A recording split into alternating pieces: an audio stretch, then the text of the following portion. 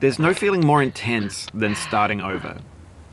If you deleted your homework the day before it was due, as I have, or if you left your wallet at home and you have to go back after spending an hour in the commute. If you won some money at the casino and then put all your winnings on red but it came up black. If you got your best shirt dry cleaned before a wedding and then immediately dropped food on it. If you won an argument with a friend and then later discovered that they just returned to their original view. Starting over is harder than starting up. If you're not ready for that, like if you've already had a bad day, then what you're about to go through might be too much. Feel free to go away and come back. I'll be here. Alright, thanks for coming with me on this trip. I'll understand if you have to take a break at any point. Just find a safe place to stop and quit the game. And don't worry, I'll save your progress, always, even your mistakes. This game is a homage to a free game that came out in 2002, titled Sexy Hiking. The author of that game was Jazzuo, a mysterious Czech designer who was known at the time as the father of B games. And B games are rough assemblages of found objects. Designers slap them together very quickly and freely, and they're often too rough and unfriendly to gain much of a following. They're built more for the joy of building them than as polished products. In a certain way, Sexy Hiking is the perfect embodiment of a B game. It's built almost entirely out of found and recycled parts, and it's one of the most unusual and unfriendly games of its time. In it, your task is simply to drag yourself up a mountain with a hammer. And that act of climbing, in the digital world or in real life, has certain essential properties that give the game its flavor. No amount of forward progress is guaranteed. Some cliffs are too sheer or too slippery. And the player is constantly, unremittingly in danger of falling and losing everything. Anyway, when you start Sexy Hiking, you're standing next to this dead tree that blocks the way to the entire rest of the game. It might take you an hour to get over that tree, and a lot of people never got past it. You prod and you poke at it, exploring the limits of your reach and your strength, trying to find a way up and over. And there's a sense of truth in that lack of compromise. Most obstacles in video game worlds are fake. You can be completely confident in your ability to get through them once you have the correct method or the correct equipment or just by spending enough time. In that sense, every pixelated obstacle in Sexy Hiking is real. The obstacles in Sexy Hiking are unyielding, and that makes the game uniquely frustrating. But I'm not sure Jazzuo intended to make a frustrating game. The frustration is just essential to the act of climbing, and it's authentic to the process of building a game about climbing. A funny thing happened to me as I was building this mountain. I'd have an idea for a new obstacle, and I'd build it, test it, and it would usually turn out to be unreasonably hard. But I couldn't bring myself to make it easier. It already felt like my inability to get past the new obstacle was my fault, as a player rather than as a builder. Imaginary mountains build themselves from our efforts to climb them, and it's our repeated attempts to reach the summit that turns those mountains into something real. When you're building a video game world, you're building with ideas, and that can be like working with quickset cement.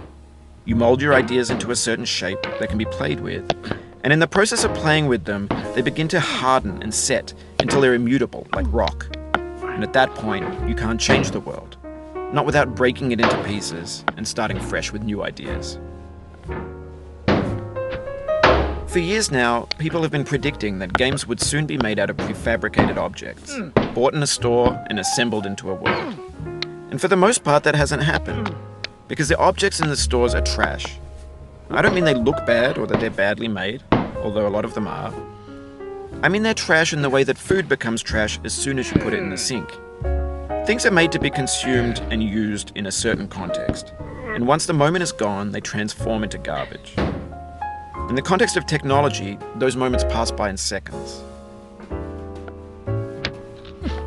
Over time, we've poured more and more refuse into this vast digital landfill that we call the internet.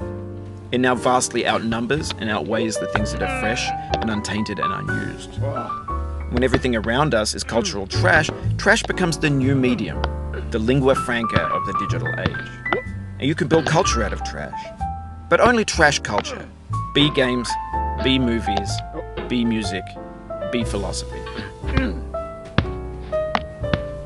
Maybe this is what digital culture is. A monstrous mountain of trash, the ash heap of creativity's fountain. A landfill with everything we ever thought of in it. Grand, infinite, and unsorted. There's 3D models of breakfast, Gen X's fanfic novels, scan magazines, green screen Shia LaBeouf, banned snuff scenes on Live League. Facebook's got lifelike bots with unbranded adverts and candid shots of Kanye and Taylor Swift mashups, car crash epic failed GIFs, Russian dashcam vids, discussions of McRibs, discarded, forgotten, unrecycled, muddled, rotten, untitled. Everything's fresh for about 6 seconds, until some newer thing beckons, and we hit refresh. And there's years of persevering, disappearing into the pile, out of style, out of sight. In this context, it's tempting to make friendly content that's gentle, that lets you churn through it but not earn it. Why make something demanding if it just gets piled up in the landfill, filed in with the bland things? When games were new, they wanted a lot from you. Daunting you, taunting you, resetting and delaying you. Players played stoically. Now everyone's turned off by that. They want to burn through it quickly. A quick fix for the fickle, some tricks for the clicks of the feckless. But that's not you, you're an acrobat. You could swallow a baseball bat. Now I know, most likely you're watching this on YouTube or Twitch, while some dude with 10 million views does it for you. Like a baby bird being fed chewed up food. That's culture too. But on the off chance that you're playing this, what I'm saying is, trash is disposable, but maybe it doesn't have to be approachable. What's the feeling like? Are you stressed? I guess you don't hate it if you got this far. Feeling frustrated? It's underrated. An orange is sweet, juicy fruit locked inside a bitter peel. That's not how I feel about a challenge. I only want the bitterness. It's coffee. It's grapefruit. It's licorice.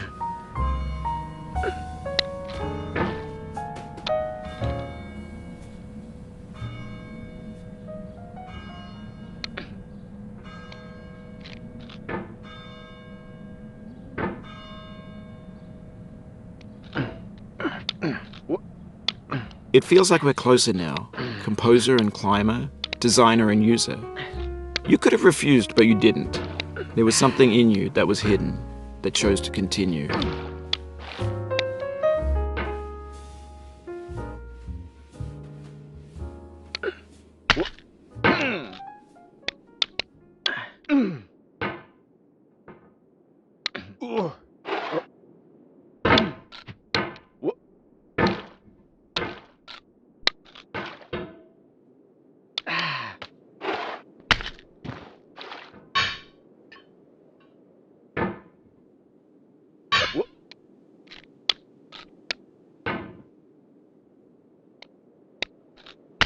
It means a lot to me that you've come this far, endured this much. Every wisecrack, every insensitivity, every setback you've forgiven me is a kingly gift that you've given me.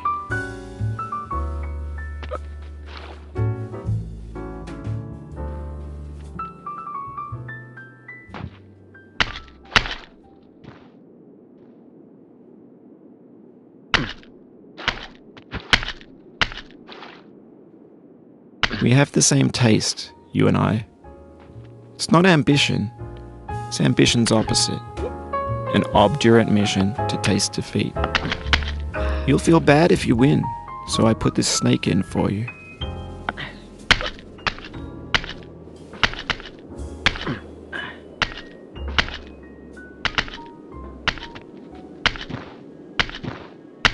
Have you thought about who you are in this?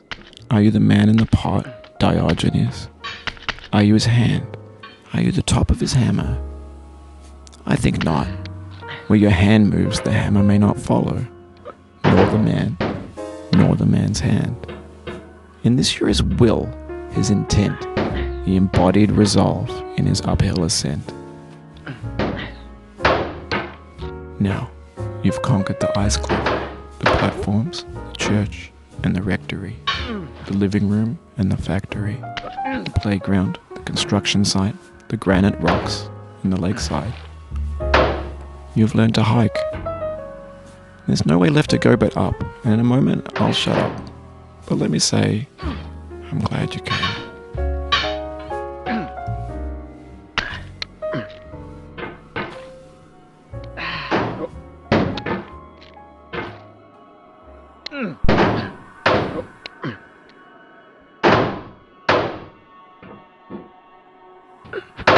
What? Oh no. What? I dedicate this game to you, the one who came this far. I give it to you with all my love. What?